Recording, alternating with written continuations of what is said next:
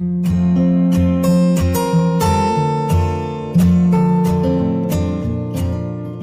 समय पहले की बात है। एक बहुत ही सुंदर गांव था।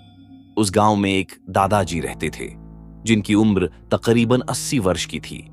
गांव के सारे बच्चे रोज उनसे कहानी सुनने की जिद किया करते थे और वह सभी बच्चों को साथ में बैठाकर तरह तरह की कहानियां सुनाया करते थे। एक बार की बात है, एक लड़का दादाजी से जिद करने लगता है कि मुझे आज डरावनी चुड़ैल की भूतिया कहानियां सुननी है।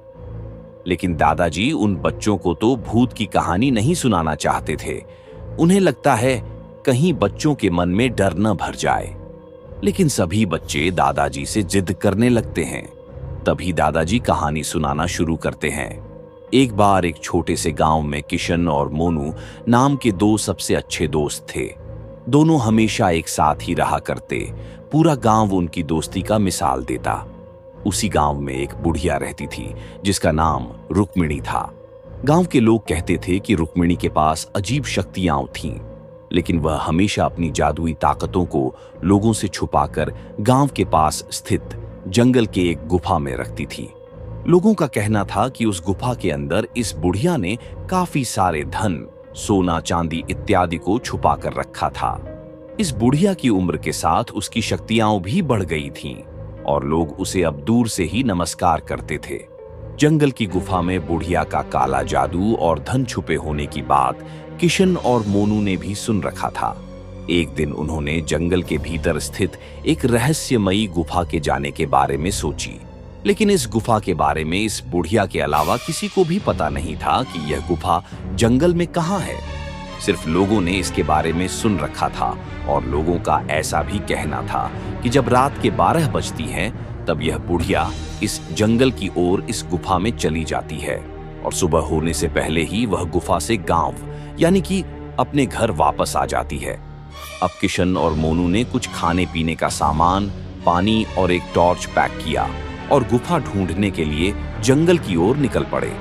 गांव के कुछ लोगों ने उन्हें यह कहते हुए चेतावनी दी कि यह गुफा भूतिया और खतरनाक है और यह बुढ़िया काफी ताकतवर है, इससे तुम मुकाबला नहीं कर सकते। लेकिन किशन और मोनू कहां किसी की सुनने वाले थे। जब उन्होंने जंगल में प्रवेश किया तो देखा सूरज की रोशनी पेड़ के घने पत्तों से संघर्ष करते हुए जमीन पर गिर रही थी। जंगल एकदम शांत था। दोनों को डर भी बहुत लग रहा था, लेकिन उनकी उत्तेजना ने उन्हें आगे बढ़ाया। कभी कभार उल्लू की आवाज को छोड़कर जंगल में सन्नाटा था। बीच बीच में कुछ अजीब तरह की आवाज सुनाई दे रही थी। कुछ दूर चलने के बाद किशन और मोनू को जंगल में एक अजीब तरह का जानवर दिखाई दिया और वह दोनों आगे बढ़ते चले गए। अंत में वे दोनों गुफा के द्वार पर पहुंचे। गुफा बहुत बड़ा था और जंगल से ढका हुआ था। धड़कते दिल के साथ किशन और मोनू ने अंदर कदम रखा। गुफा नम थी और अंदर अंधेरा था। वे दोनों टॉर्च जलाकर अंदर जाने लगे।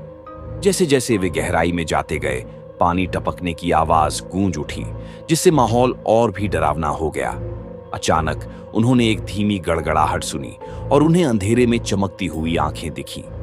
वह एक कुत्ता था, लेकिन कोई साधारण कुत्ता नहीं था। इसकी आंखें अलौकिक तीव्रता से चमक रही थीं। कुत्ता घायल और खोया हुआ लग रहा था, इसलिए किशन और मोनू दोस्ती का हाथ बढ़ाते हुए सावधानी से उसके पास पहुंचे। आश्चर्यजनक रूप से कुत्ते ने अपनी पूंछ हिलाई और उनका पीछा करने लगा। गुफा की गहराई में जाने पर उन्होंने दीवारों पर अजीबोगरीब चित्र देखे, जो डरावने और रहस्यमय थे। उन दोनों को ऐसा लग रहा था कि यहाँ अत्यंत ही शक्तिशाली, ताकतवर कोई भी चीज उपस्थित है। अचानक उनके सामने लंबे बालों वाली सफेद साड़ी में एक आत्मा प्रकट हुई।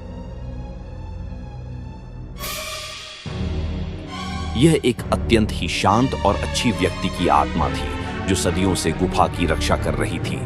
आत्मा ने उन्हें बताया, यह गुफा श्रापित है और कुत्ता उसी श्राप का शिकार था। तब मोनू ने उस आत्मा से पूछा, हमने गांव में रहने वाली एक बुढ़िया के बारे में जो बात सुनी है, क्या वह बात झूठी है? तब वह आत्मा बताती है कि यह बात पूरी तरह से सत्य नहीं है। वह जो बूढ़ी औरत तुम्हारे गांव में रहती है, वह मेरी छोटी बहन है उसको इस रहस्य के बारे में पता है, इसीलिए वह इस गुफा में कभी-कभी मुझसे मिलने आ जाती है और फिर वह सुबह होते ही मुझसे मिलकर गांव की ओर निकल जाती है।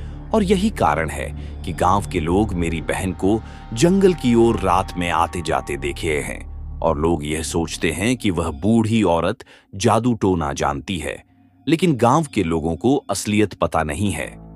किशन और मोनू ने गांव की बुढ़िया का सच्चाई जानने के बाद और उसे कुत्ते के श्राप के बारे में जानने के बाद श्राप तोड़ने और कुत्ते को बचाने का फैसला किया।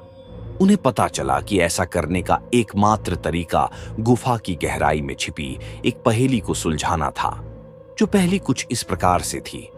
मैं हूं एक अदृश्य वस्तु, न मुझे तुम देख सकते हो न छू सकते हो, लेकिन मैं तुम्हारे बिना नहीं रह सकता। मैं कितनी भी छोटी या बड़ी हो सकता हूं, मैं तुम्हारे दिमाग में एक हलचल पैदा कर सकता हूं। बताओ मैं कौन हूं? अपने दिमाग का इस्तेमाल करके उन्होंने पहेली को समझ लिया, जिसका उत्तर था लोगों के मन में आने वाला विचार। यही इस पहेली का सही उत्तर था। अब उन दोनों ने कुत्ते को उसकी पीड़ा से मुक्त करते हुए अभिशाप को तोड़ दिया। जैसे ही श्राप उठा, वह आत्मा किशन और मोनू को उनकी बहादुरी और दया के लिए धन्यवाद दिया और उस गुफा को छोड़कर हमेशा के लिए चली गई। कुत्ता, जो अब श्राप से मुक्त हो गया था, जो उन दोनों के सामने एक राजा के रूप में सामने आया। श्राप मुक्त राजा ने बताया वह कई सालों से इस श्राप के कारण इस गुफा में बंद था। पूर्व काल में कुछ ऋषि मुनि ने उसे श्राप दिया था क्योंकि वह ऋषि मुनियों का मजाक उड़ाया था। तब से वह कुत्ता बनकर इस गुफा में बंद था। जब वह राजा श्राप मिलने के बाद उन ऋषि मुनियों से माफी मांगी, तब ऋषि मुनियों ने कहा था कि कई सालों बाद 2 लड़के आएंगे जो इस दीवार पर लिखी पहेली को सुलझा देंगे। इसके बाद तुम अपने श्राप से मुक्त हो जाओगे। और इस तरह से आज मैं अपने श्राप से पूर्ण रूप से मुक्त हो गया हूं। राजा ने उन दोनों से खुश होकर उनको काफी सारा धन दिया और फिर एक विशाल चमक के साथ वह राजा उस गुफा से गायब हो गया। श्राप हटने के साथ ही गुफा को अपनी प्राकृतिक शांति वापस मिल गई और गुफा चमकने लगा। फिर किशन और मोनू राजा के द्वारा दिए सोने चांदी, हीरे जवाहरात को लेकर अपने गांव वापस लौट गए। गांव आने के बाद उन दोनों ने जंगल में घटित सारी घटनाओं को गांव वालों को बताया। गांव वालों ने उनके साहस और सूझबूझ का काफी तारीफ की। फिर गांव वालों उसे बुढ़िया से भी माफी मांगी और सभी गांव वाले उसे बुढ़िया से अब अच्छी तरह से बात करने लगे। मोनू और किशन की भूतिया गुफा की कहानी गांव वालों के लिए एक मिसाल बन गई।